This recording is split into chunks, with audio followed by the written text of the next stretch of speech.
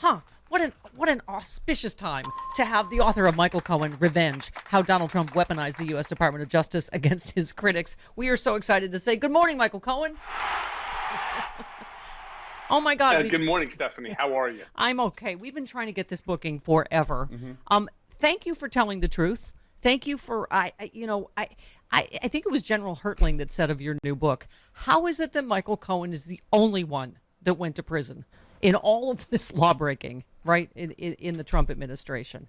So talk to us, with the Barr memo coming out, just talk to us about, first of all, how you're feeling with everything that's happening right now. Not happy. I'm not disappointed that they are finally being held to account. What I'm disappointed in is the length of time that it's taking. Every single day that Donald Trump and his minion are out there continuing to spew lie after lie after lie after lie, our democracy is more and more in peril.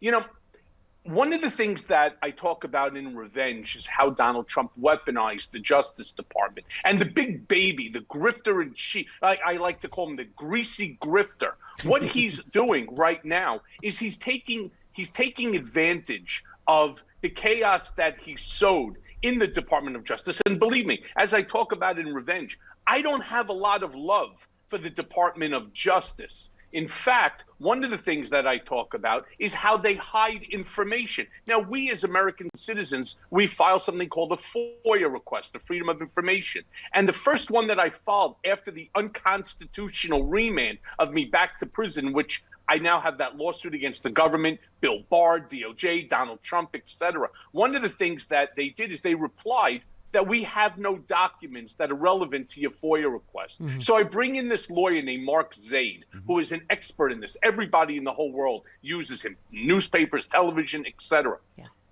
And after Mark gets involved and files the action, there's over 480,000 documents. So I want your listeners to sort of put this into perspective.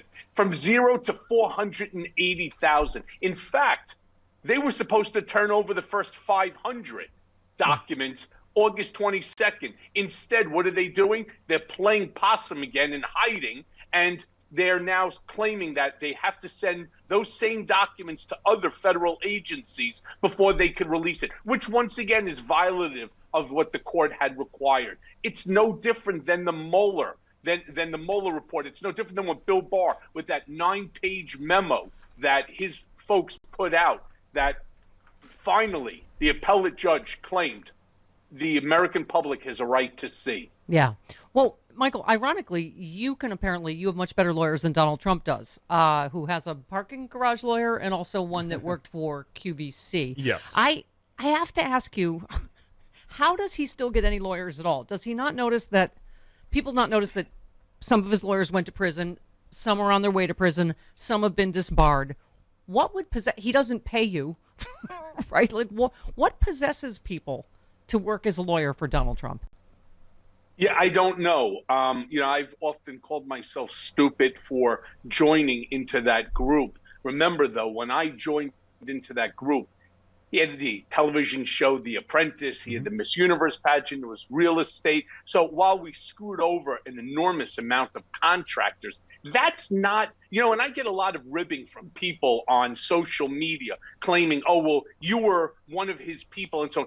What we did has nothing to do with them, right? It's wrong. I acknowledge that. I grant that. Yeah. And I apologize. Your podcast is Mea Culpa. The name of your podcast is Mea Culpa. Yes, which is also my initials. But one of the things that I try to explain is what, like, the Alina Habbas of the world are doing, what the Rudy Giuliani's, what the Bill Barr of the world are doing. What they're doing doesn't just impact the contractor that you have a dispute with, yes, or somebody that you owe money because you took out a ballroom at their Holiday Inn. Yeah. This impacts not just America, but the world. And it's a big difference in why these people are so stupid and they're falling. But talk about stupidity.